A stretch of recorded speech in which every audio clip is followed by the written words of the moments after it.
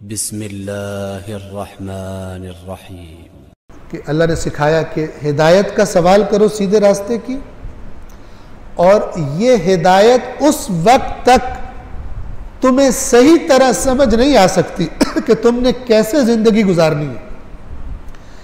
جب تک کہ تمہیں کچھ ایسے لوگ نہ بتا دیے جائیں جنہوں نے اس راستے پر چل کر دکھایا ہو،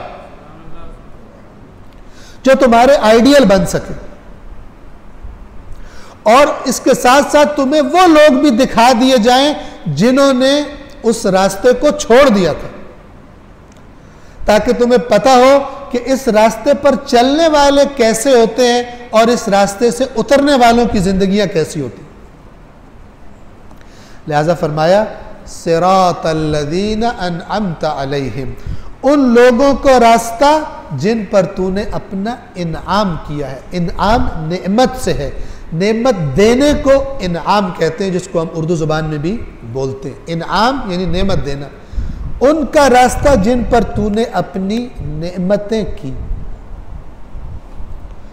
غیر المغضوب علیہم، جو نہ تو ان میں سے تھے جن پر غضب کیا گیا، ولا الضالین، اور نہ ان میں سے جو راستے سے بھٹک گئے، گمراہ ہو گئے۔ انعمت علیہم ایک ہی گروپ ہے، غلط والے گروپ میں دو کیٹیگریز ہیں، ایک المغضوب علیہم اور دوسرے الضالین۔ اس کے بارے میں روایات بھی بہت ساری ہیں، ان دو گروپ سے کیا مطلب، اس کا خلاصہ لب لباب عرض کر رہا ہوں۔ المغضوب علیہم برائی کے لیڈر، خدا کے دشمن، خدا کے دین کے مخالف، انبیاء کے خلاف چالیں چلنے والے، اپنے زمانے میں دین کے، اللہ کے دین کے جو مخالف جو طاقتیں کام کر رہی ہیں، ان کے لیڈرز، پلانرز، جنگ کو کمانڈ کرنے والے۔ ضالین، ان کی زد میں آنے والے، خود اس طرح نہیں تھے اللہ کے دین کے دشمن،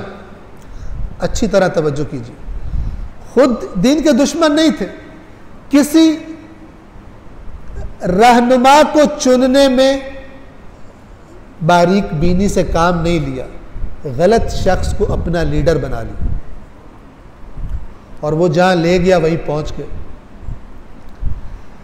غلط دوستی کی وجہ سے خراب ہو گئے، خود اس طرح برے نہیں تھے، لیکن برے دوست کی دوستی نے خراب کر دیا، لیکن بالآخر نتیجہ یہ نکلا، انجام یہ ہوا کہ راستے سے اتر گئے۔ آپ ارد گرد کے معاشرے میں اور تاریخ میں آپ دیکھ سکتے ہیں، یہ دو کیٹیگریز ہیں، ایک وہ جو بڑے دشمن جنہوں نے مخالفت کی، جنگیں کی، پروپیگنڈے کیے اللہ کے نبیوں کے خلاف، اللہ کے اولیاء کے خلاف،